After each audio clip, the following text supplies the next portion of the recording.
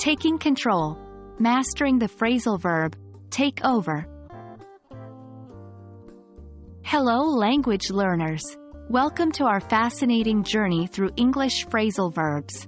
Today, we're going to concentrate on a very common phrasal verb with over, take over. By the end of this lesson, you'll be able to use this phrase confidently in your conversations and writings. Let's dive right in.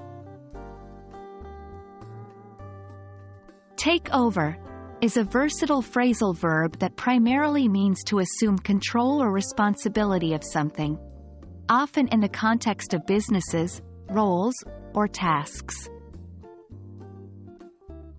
For example, when the CEO retired, his daughter took over the business. I'm feeling unwell today. Could you take over my shift at work?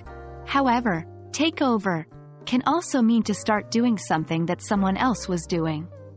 For example, when the lead singer got tired, the guitarist took over singing the rest of the song. Take over is used in both professional and informal contexts. It can be used with a direct object, like a company or a task, or without an object. For example, the new manager took over last week. Without direct object, the military took over the government. With direct object. Remember, take over can also be separated by the object, especially when the object is a pronoun. For example, I need you to take it over.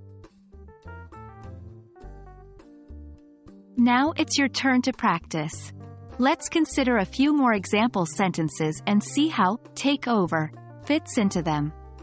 When the teacher fell sick, the assistant teacher took over the class. My older brother took over the driving when I became too tired on our road trip. Try to come up with your own sentences using take over. The more you use it, the better you'll get.